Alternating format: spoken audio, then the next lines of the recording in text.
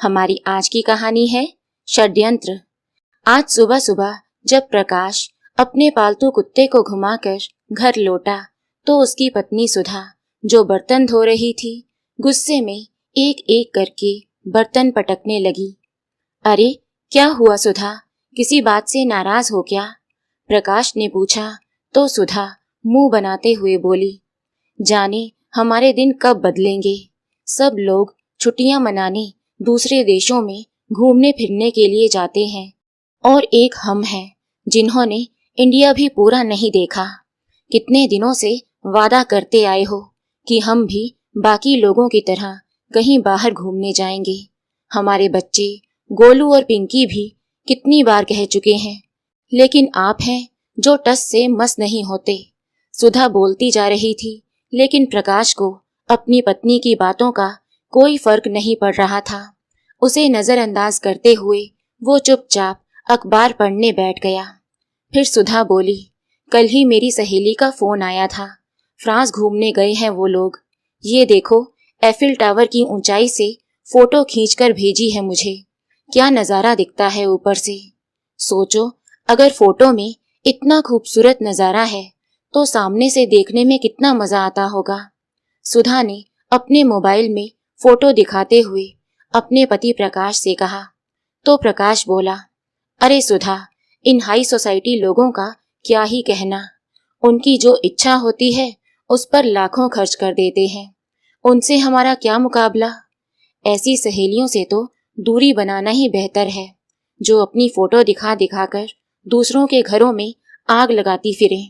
प्रकाश ने कहा तो सुधा अपनी बड़ी बड़ी आंखें दिखाती हुई बोली, अरे मैं कहाँ पेरिस जाने को कह रही हूँ। कम से कम इंडिया तो घूम ही सकते हैं ना हम लोग। लेकिन तुम्हें मेरे कहने का फर्क कहाँ पड़ता है। मैं जो मर्जी बोलती रहूं, आपको तो इत्मीनान से अपनी अखबार पढ़ने से मतलब है। इस मुई अखबार से फुर्सत मिले तो ही कुछ सोचोगे ना। सुधा ने गुस्से में कहा तो प्रकाश बोला, अरे तुम मेरी अखबार के साथ सौतन सा व्यवहार क्यों करती हो। बच्चों की गर्मियों की छुट्टियां तो आ जाने दो, सोचेंगे इस बारे में भी। ऐसा कहकर प्रकाश ने बात को टाल दिया। कुछ दिन शांति से बीते, फिर कुछ ऐसा हुआ जिसकी किसी ने कल्पना भी नहीं की थी। एक दिन प्रकाश जब ऑफिस से घर लौटा तो उसके चेहरे की हवाइयां उड़ी हुई थी। निराशा और उदासी उसके चेहरे से साफ झलक रही थी। उसे देखकर सुधा परेशान हो गई और बोली, अरे क्या हुआ, आप ठीक तो हैं? ऑफिस में कुछ हुआ है क्या? अरे बताते क्यों नहीं, मेरी जान निकली जा रही है। तो प्रकाश बोला, बताने को अब कुछ बचा ही कहाँ है, तुम खुद ही देख लो। ऐसा कहते हुए प्रकाश ने अपनी जेब से एक लिफाफा निकाला तो बच्चों ने प्रश्न सूचक निगाहों के साथ लिफाफा खोलकर देखा। उनका मुंह खुला का खुला रह गया। फिर सुधा बेचैनी से बोली, अरे कुछ तो बताओ, हुआ क्या है?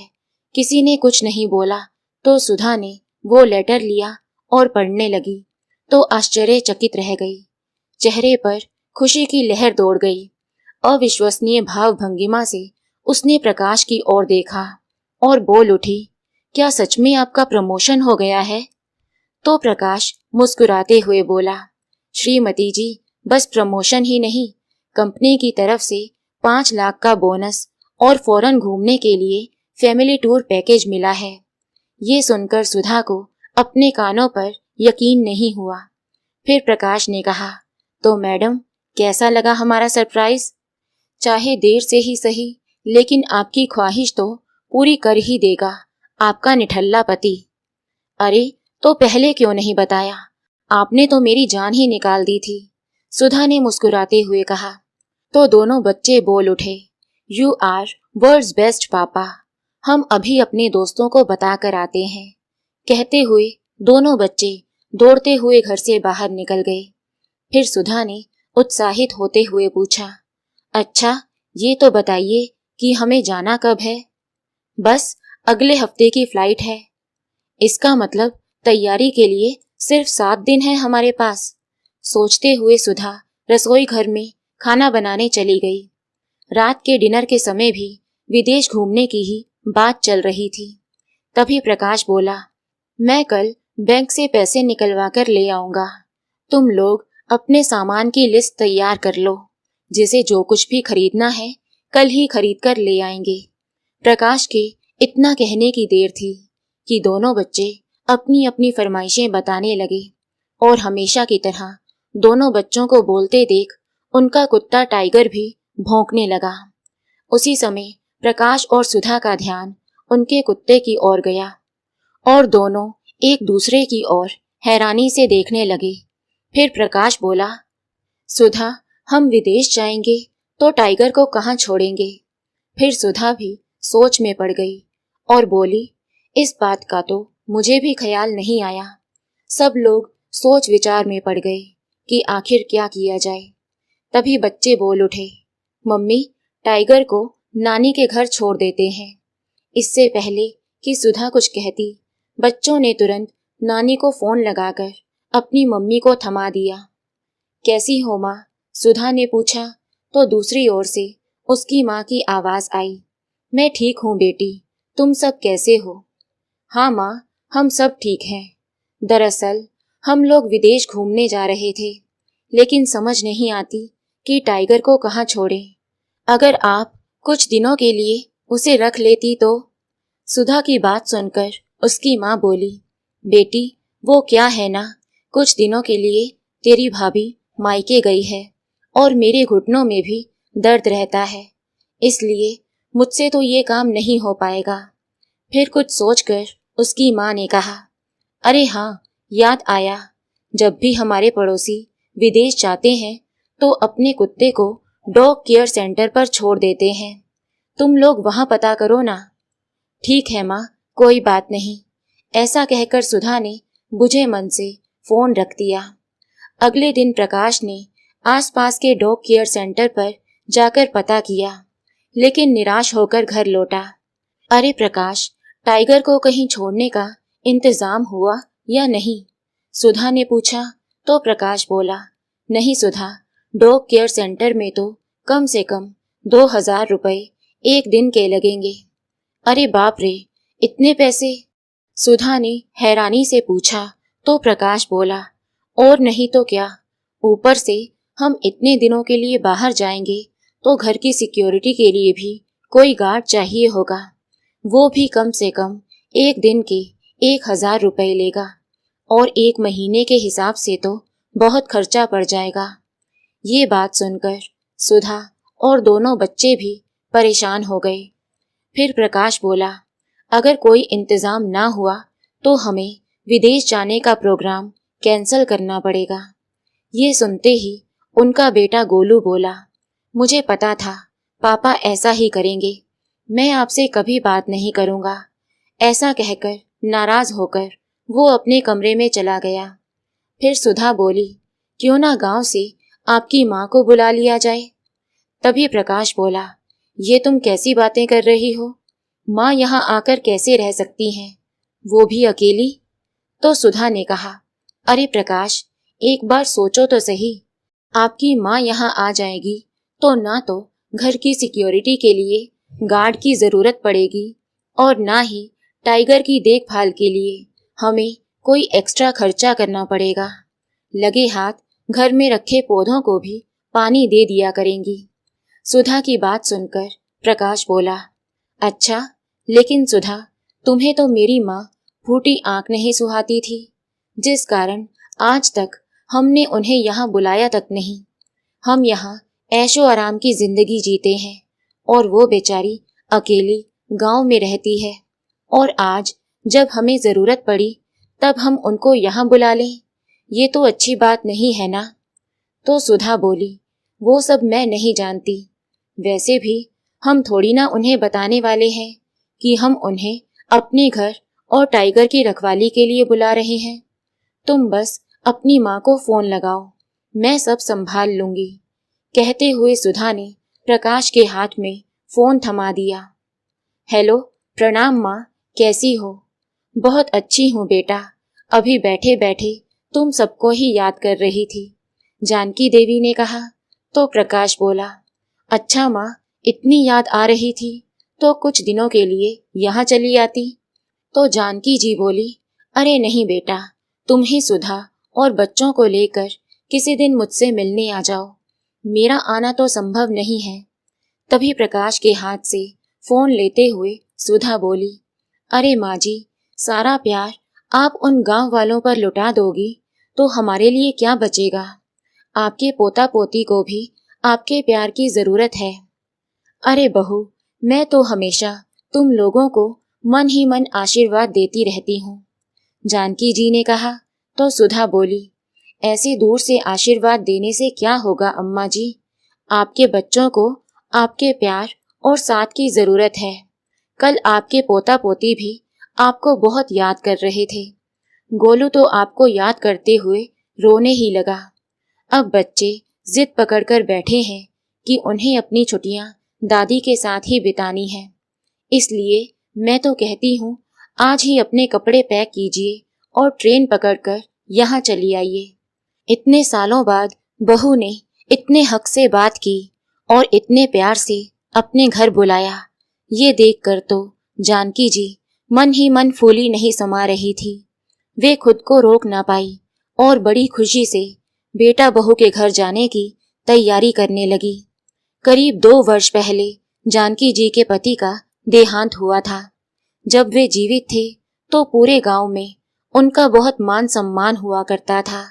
यूं तो सरल स्वभाव की जानकी जी पति के जाने के बाद गांव में अपने घर में अकेली रहती थी, लेकिन गांव के सभी लोग उनका पूरा ख्याल रखते थे।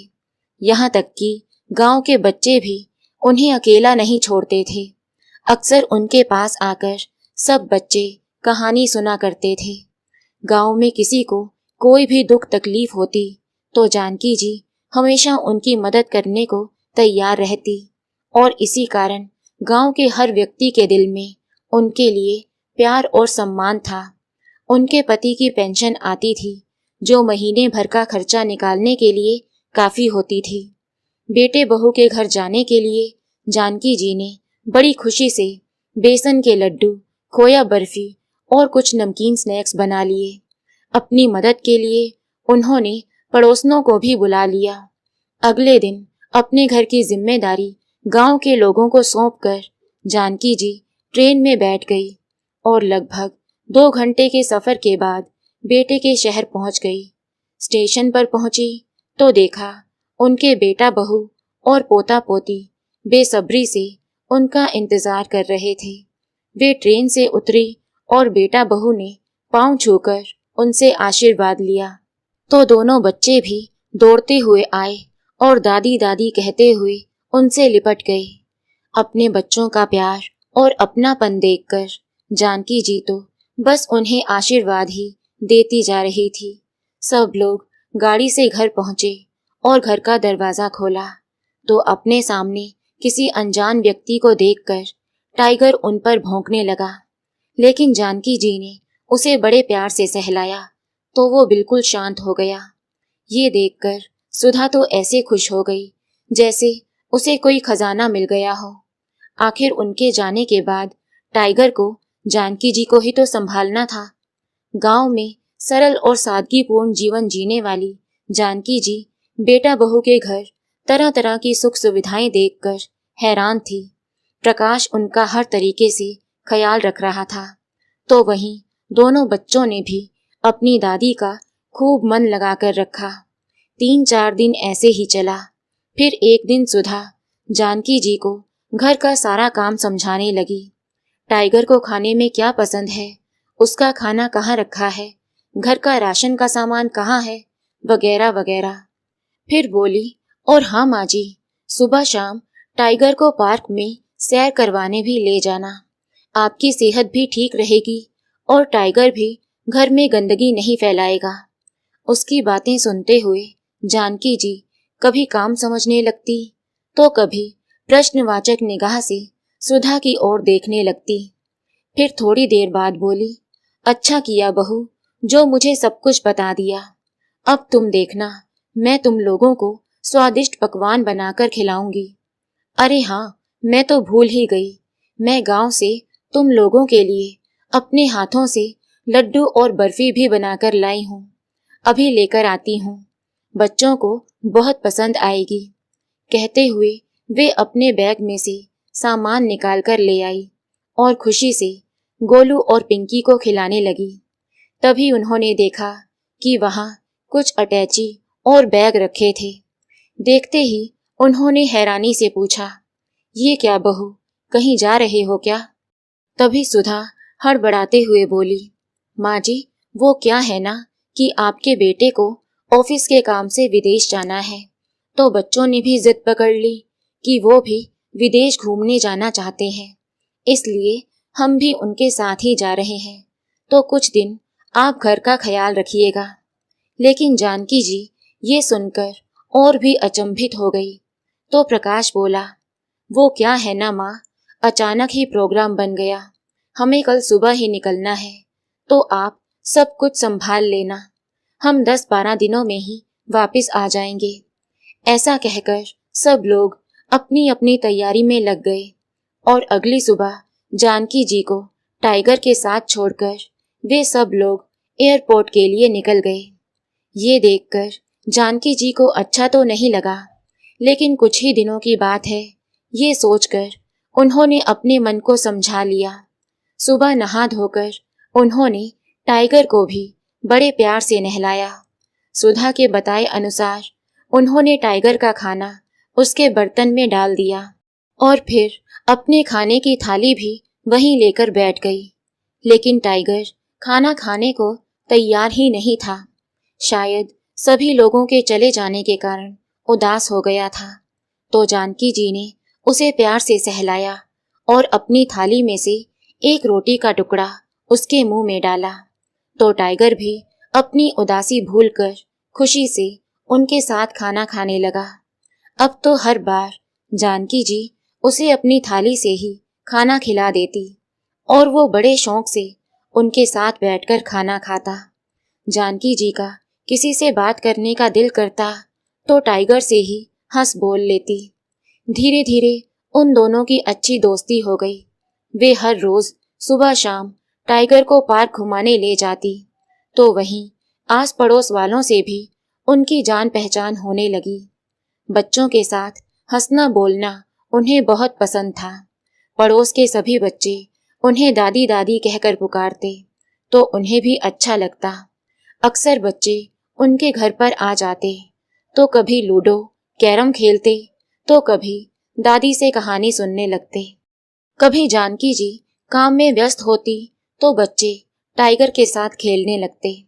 जानकी जी जो मिठाई अपने पोता पोती के लिए लेकर आई थी वही उन बच्चों को देती, तो सभी बड़े चाव से खाते। इन सब बातों में दिन कब निकल जाता उन्हें पता ही नहीं लगता था।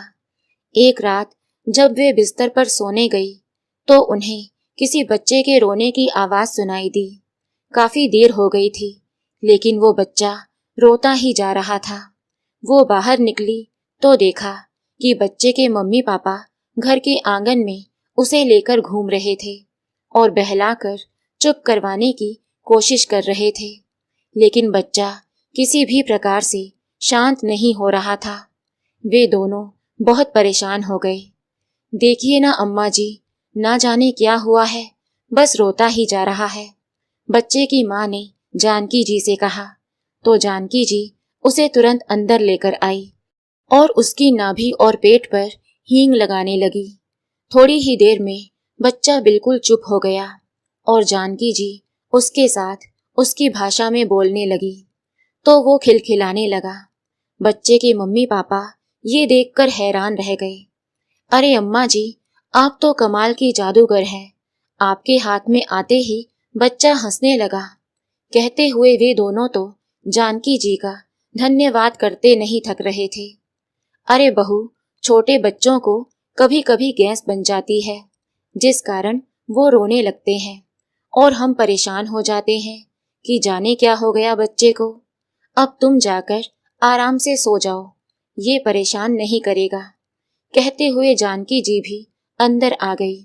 सोचने लगी कि बेटा बहू को गए बहुत दिन बीत चुके हैं, लेकिन अभी तक ना तो वे लोग आए हैं, ना ही उन्होंने फोन करके कुछ बताया ये पूछने के लिए कि वो लोग कैसे हैं और कब आने वाले हैं, जानकी जी ने अपने बेटे प्रकाश को फोन लगाया, लेकिन फोन लग ही नहीं रहा था।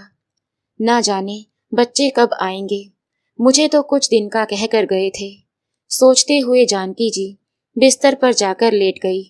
एक सुबह जब जानकी जी टाइगर को पार्क लेकर गई तो वहीं सुधा की सहेली मंजू भी पार्क में आई हुई थी।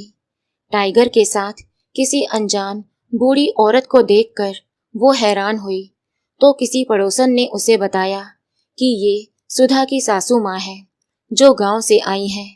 तो मंजू उनसे मिलने आ गई। प्रणाम आंटी जी, मैं सुधा की सहेली हूँ, यहीं पास में रहती हूँ, मंजू ने कहा। तो जानकी जी ने मुस्कुराते हुए उसे आशीर्वाद दिया। तो मंजू बोली, ये आपने बहुत अच्छा किया आंटी जी जो यहाँ आ गई, नहीं तो मेरी सहेली सुधा का विदेश घूमने का सपना तो सपना ही रह जाता। तो जानकी जी हैरानी से बोली, मैं कुछ समझी नहीं बेटा। फिर मंजू ने कहा, अच्छा वो सब छोड़िए आंटी जी, ये बताइए वे लोग यहाँ वापस किस दिन आ रहे हैं। ये तो मुझे मालूम नहीं बेटी, मुझे तो उन्होंने बताया था कि 10 दिन के भीतर आ जाएंगे, लेकिन 2 सप्ताह होने को आए हैं।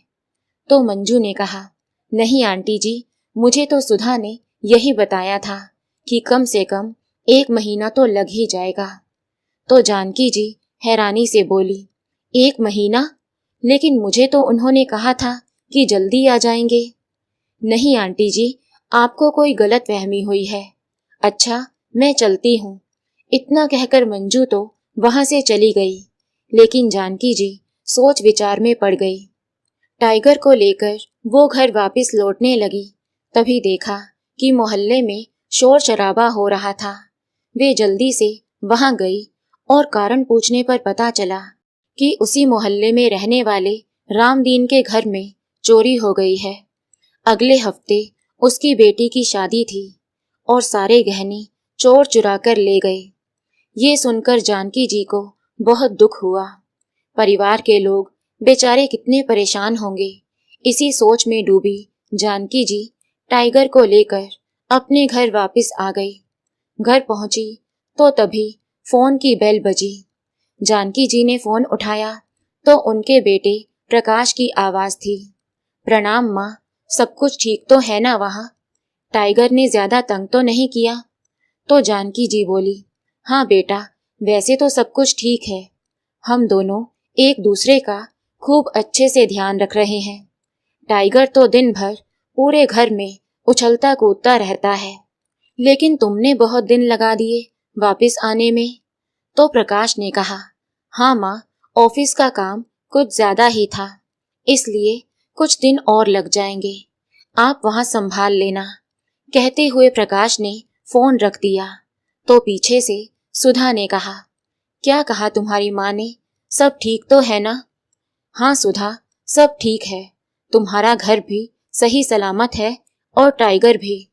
तो सुधा खुशी से बोली, देखा, माँ जी को गांव से बुलाने का मेरा आइडिया काम कर गया ना, और एक पंथ 2 काज हो गए। टाइगर को भी केयर टेकर मिल गया और हमारे मकान की रखवाली भी हो गई। अब हम निश्चिंत होकर कुछ दिन और यहाँ आराम से घूम सकते हैं।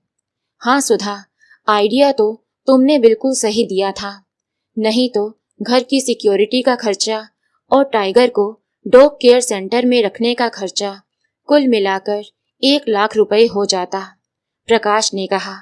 फिर सुधा बोली, अब मेरी एक बात और मान लो, अपनी माँ से कहो कि बाबूजी की बीमा की रकम हमारे हाथ में रख दें। वैसे भी उन्हें उन पैसों का करना ही क्या है, हर महीने बाबूजी की पेंशन आती तो है, इससे ज्यादा पैसे वो क्या करेंगी।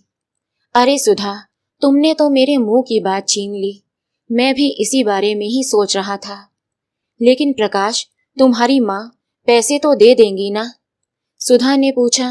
तो प्रकाश बोला, अरे देंगी क्यों नहीं, मैं कह दूंगा कि मुझे जरूरत है, और फिर मेरे प्रमोशन की बात हमने उन्हें बताई ही कहाँ है। उन्हें तो बस इतना ही पता है कि हम ऑफिस के काम से विदेश आए हैं घूमने फिरने नहीं। यहाँ प्रकाश को लग रहा था कि उसने फोन कट कर दिया है, जबकि फोन अब भी चल रहा था और प्रकाश और सुधा की सारी बातें जानकी जी सुन रही थी। बेटे और बहू के विचार जानकर उनके पैरों तले जमीन ही खिसक गई। वो यकीन नहीं कर पा रही थी कि उनकी अपनी औलाद भी इतना नीचे गिर सकती है, केवल अपने स्वार्थ के लिए। फिर खुद से ही बोल उठी, इस कलयुग में लालच और स्वार्थ माँ की ममता और प्रेम पर भारी पड़ने लगा है। लेकिन मेरा प्रकाश तो कभी ऐसा नहीं था।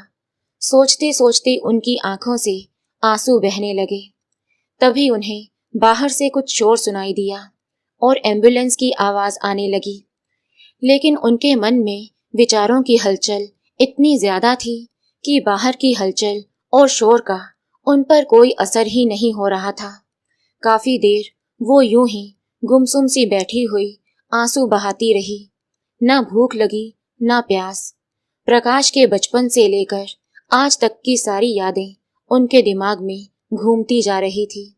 फिर अचानक उनका ध्यान टाइगर की ओर गया, जो भूख के कारण पूंछ हिलाता हुआ उनके इर्द गिर्द घूम रहा था।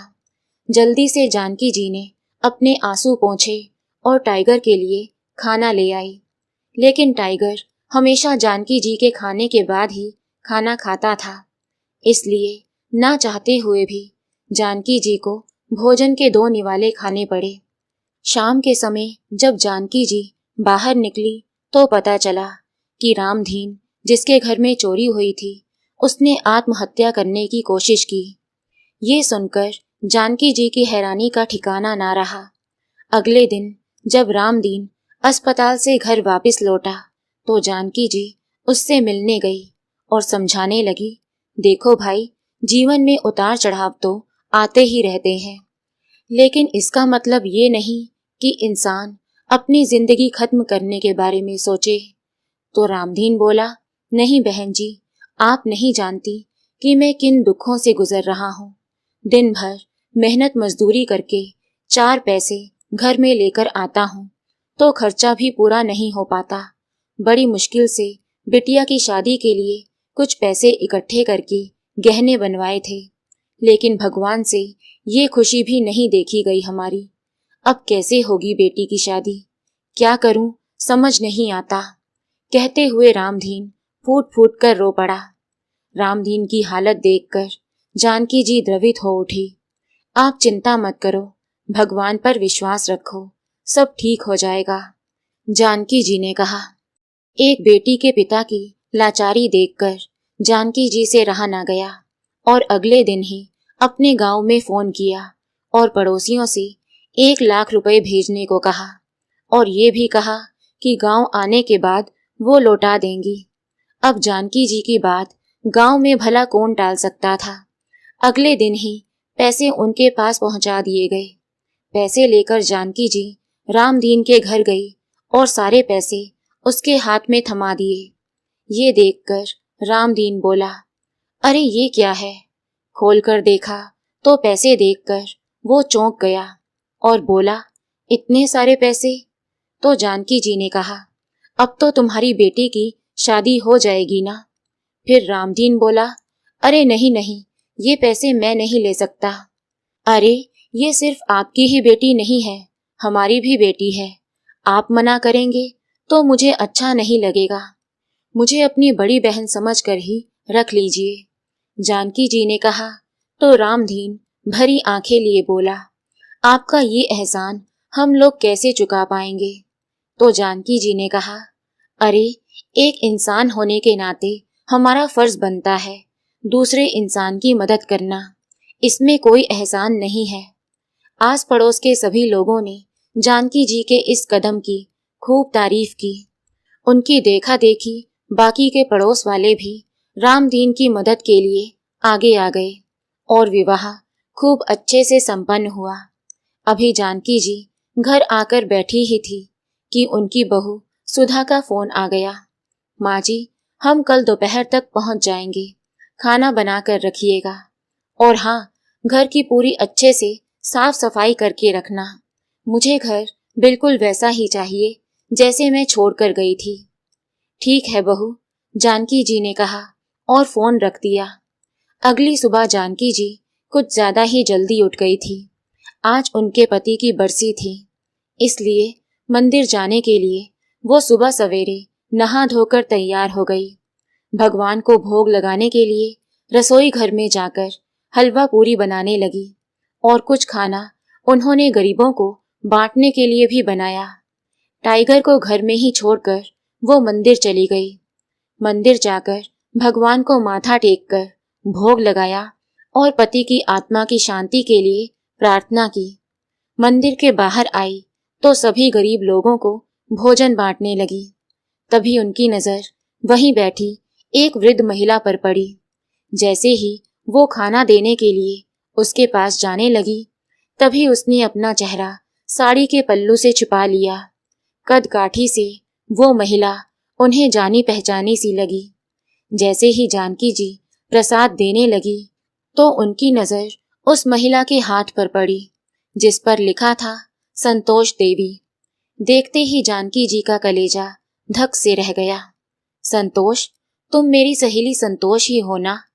कहते हुए उन्होंने पल्लू हटाया तो आंसुओं से भरी आंखें लिए संतोष जी उनसे नजरें नहीं मिला पा रही थी। ये सब कैसे हो गया संतोष? तुम तो अपने बेटों के साथ बहुत खुश थी, गांव छोड़कर उनके साथ शहर में आई थी और बहुत आराम से रह रही थी। तो संतोष जी रोते हुए बोली, क्या बताऊं जानकी, दोनों बेटों की बड़े शहर में अच्छी नौकरी लग गई थी तो हम स्वयं को धन्य समझने लगे थे। फिर दोनों बेटे और बहुएं हमें अपने साथ यहीं लेकर आ गए। हम लोग भी उनके साथ सुखपूर्वक जीवन बिता रहे थे। 3 महीने बड़े बेटे के घर पर रहते थे और 3 महीने छोटे बेटे के घर। कुछ ही महीने पहले पति का देहांत हो गया तो बेटों ने गांव वाला मकान बेचने की जिद पकड़ ली। सब गांव वालों ने कितना रोका था मुझे कि अपने जीते जी अपने हाथ काटकर बच्चों को मत दो, लेकिन मैं ही नहीं मानी। सोचा था कि जब बुढ़ापा बच्चों के साथ ही गुजारना है तो बच्चों की बात मानने में क्या हर्ज है। लेकिन अपना हिस्सा लेने के बाद बड़ा बेटा तो अपने बीवी बच्चों के साथ विदेश चला गया तो छोटे बेटे बहू ने भी मेरी जिम्मेदारी लेने से इनकार कर दिया। मेरे एक गलत फैसले का नतीजा ये हुआ कि इस उम्र में मैं दर दर की ठोकरें खाने को मजबूर हो गई हूँ। 2 बेटों के होते हुए भी मेरा अपना कोई नहीं है। सोच रही हूँ कि किसी वृद्धाश्रम में चली जाऊं। कहते हुए संतोष जी फूट फूट कर रो पड़ी। जानकी जी ने उनके आंसू पोंछे और कहा, अरे वृद्धाश्रम क्यों, तुम मेरे साथ चलो। जानकी जी अपनी सहेली को घर लेकर आई। संतोष, मैं नाश्ता बनाती हूँ, तब तक तुम हाथ मुंह धोकर आ जाओ और ये लड्डू खाओ, मैंने अपने हाथों से बनाए हैं। बच्चों के लिए लेकर आई थी, लेकिन उनके पास तो समय ही नहीं था लड्डू खाने के लिए। विदेश जो जाना था। कहते हुए जानकी जी की आंखें भर आई और नाश्ता बनाने रसोई घर में चली गई। बातचीत करते हुए दोनों सहेलियों ने नाश्ता किया। उसी समय दरवाजे की बेल बजी। जानकी जी ने दरवाजा खोला तो सामने सुधा और प्रकाश खड़े थे। लेकिन अपने घर में किसी अजनबी को देखकर सुधा प्रश्नवाचक निगाहों से जानकी जी की ओर देखने लगी तो जानकी जी बोली, बहू, ये मेरी सहेली है। बेचारी बहुत परेशान थी, दुखी थी, इसलिए इसे मैं अपने साथ। जानकी जी अपनी बात पूरी कर पाती उससे पहले ही सुधा चिल्ला पड़ी, हाँ हाँ, हमने तो यहाँ धर्मशाला खोल रखी है ना, जो किसी को भी घर के अंदर लेकर आ गई। और वैसे कितने दिनों से चल रही है ये समाज सेवा। ये तुम क्या कह रही हो बहू? जानकी जी हैरानी से बोली तो प्रकाश ने कहा, माँ, ठीक तो कह रही है सुधा, ये हमारा घर है, कोई वृद्धाश्रम नहीं। ये सुनकर जानकी जी हक्की बक्की खड़ी रह गई और फिर बोली, हाँ, वैसे तो ठीक कहा तुमने, ये तुम्हारा घर है, मेरा नहीं, क्योंकि मुझे तो तुम लोगों ने इस घर में इसलिए बुलाया था ताकि मैं तुम्हारी अनुपस्थिति में इस घर की और टाइगर की रखवाली कर सकूं। एक चौकीदार से ज्यादा हैसियत कहाँ है मेरी। फिर मैं किस हक से अपनी सहेली को यहाँ लेकर आ गई। अब जब इस घर के मालिक घर में वापस लौट चुके हैं तो इस चौकीदार का क्या काम। तुम्हारे घर में शायद हम जैसे लोगों के लिए कोई जगह नहीं है, लेकिन मेरे गांव में और गांव वालों के दिल में बहुत जगह है। शाम की ट्रेन से अपनी सहेली को लेकर अपने गांव वापस लौट जाऊंगी। कहते हुए जानकी जी की आंखों से अश्रुधारा बहने लगी तो गोलू और पिंकी दादी को आकर लिपट गए और रोते हुए बोले, नहीं दादी, आप हमें छोड़कर नहीं जाएंगी। बच्चों की मासूमियत भरी बातें सुनकर जानकी जी दोनों बच्चों को चूमते हुए बोली, अरे बेटा, मैंने तुम लोगों से मिल लिया, इतना ही बहुत है मेरे लिए। मेरा प्यार और आशीर्वाद हमेशा तुम्हारे साथ रहेगा। बस मेरी एक बात हमेशा याद रखना, जिंदगी के हर मोड़ पर माँ बाप ही होते हैं जो बिल्कुल निस्वार्थ भाव से अपने बच्चों का भला चाहते हैं। हर मुसीबत में अपने बच्चों का साथ देते हैं। बदले में वो अपनी औलाद से किसी चीज की उम्मीद नहीं करते। आंख मूंद कर वो अपने बच्चों पर विश्वास करते हैं। इसलिए तुम दोनों अपने मम्मी पापा के विश्वास को बिल्कुल मत तोड़ना, क्योंकि जब विश्वास टूटता है ना तो माँ बाप को बहुत दुख होता है। जानकी जी की बात सुनकर सुधा और प्रकाश को अपनी गलती का एहसास होने लगा। तभी जानकी जी अपनी बहू सुधा से बोली, ध्यान से देख लो बहू, तुम्हारा घर बिल्कुल वैसा ही है जैसा तुम छोड़कर गई थी। फिर भी अगर इस काम वाली बाई से कोई कमी रह गई हो तो माफ कर देना। नहीं माँ जी, ये आप कैसी बातें कर रही हैं? सुधा ने कहा तो जानकी जी बोली, मुझे सब मालूम पड़ गया है बहू कि अचानक मेरे लिए तुम्हारे मन में प्यार कैसे उमड़ आया था जो मुझे यहाँ बुला लिया था। तो प्रकाश बोला, माँ, हमने बहुत सोचा था लेकिन कुछ समझ में नहीं आ रहा था। तो जानकी जी ने कहा, दुख तो मुझे ये सोचकर हो रहा है कि आज तक तुम अपनी माँ के प्यार को ही समझ नहीं पाए। और बहू तुम तो एक माँ हो ना, फिर भी तुमने माँ की ममता के साथ ऐसा खिलवाड़ किया। अगर मुझे साफ साफ कह देते तो क्या मैं तुम्हारी मदद के लिए ना आती? अरे, मेरी तो जान हाजिर है तुम लोगों के लिए, फिर क्यों खिलवाड़ किया मेरी भावनाओं के साथ? और हाँ बेटा, तुम्हारे बाबूजी के बीमे के जिन पैसों पर तुम्हारी नजर है, उन पैसों को हासिल करने के लिए कोई नया नाटक मत करना। जब मांगोगे मैं दे दूंगी।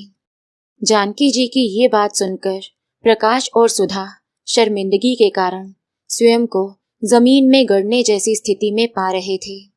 बिना देरी किए जानकी जी ने अपना बैग उठाया और अपनी सहेली के साथ घर से बाहर निकली तो प्रकाश और सुधा की आंखों से आंसू बह निकले।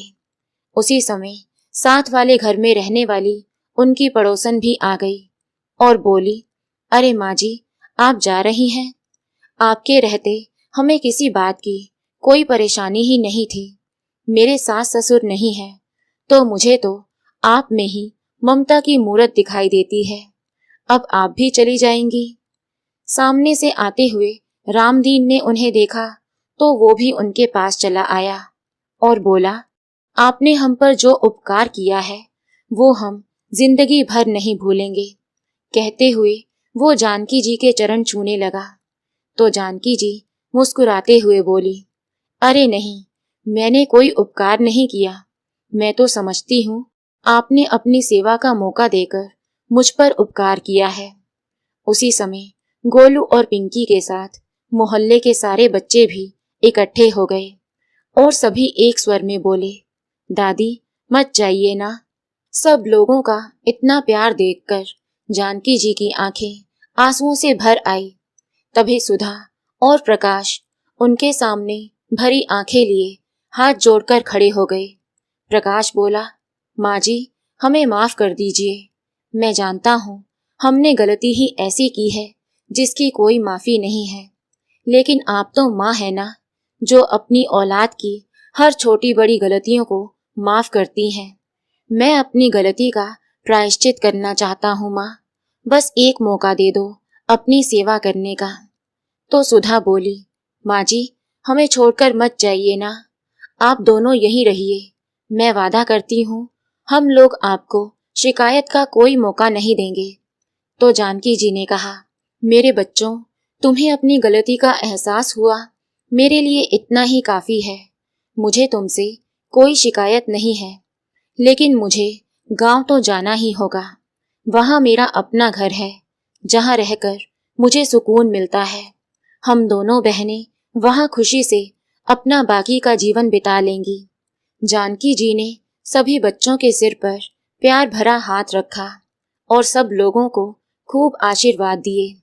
जैसे ही वो ऑटो में बैठने लगी, तभी उन्हें एहसास हुआ कि कोई पीछे से उन्हें रोक रहा है। मुड़कर देखा तो टाइगर ने उनका पल्लू पकड़ा था। उसे देखते ही जानकी जी की आंखें भर आई। 1 महीने में उनका टाइगर के साथ अच्छा खासा लगाव हो गया था, लेकिन वो खुद को कमजोर पड़ने देना नहीं चाहती थी। इसलिए स्वयं को संयमित करके उन्होंने अपना पल्लू छुड़ाया और संतोष जी के साथ ऑटो में बैठ गई।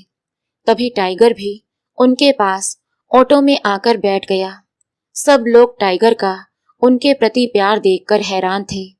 जानकी जी ने उसे लाख मनाने की कोशिश की, लेकिन वो तो उनसे दूर जाने को तैयार ही नहीं था। उसका ऐसा व्यवहार देखकर जानकी जी उसे सहलाते हुए बोली, इंसान भले समझे या ना समझे, लेकिन ये बेजान जानवर प्यार की भाषा बखूबी समझते हैं। अब टाइगर मेरे साथ ही रहेगा। कहते हुए जानकी जी ने ऑटो वाले को चलने का इशारा किया और गांव के लिए निकल गई। तो दोस्तों, आपको ये कहानी कैसी लगी? लाइक और कमेंट करके जरूर बताएं और चैनल को सब्सक्राइब करना बिल्कुल ना भूलें। मिलते हैं एक नई कहानी के साथ। बहुत बहुत धन्यवाद।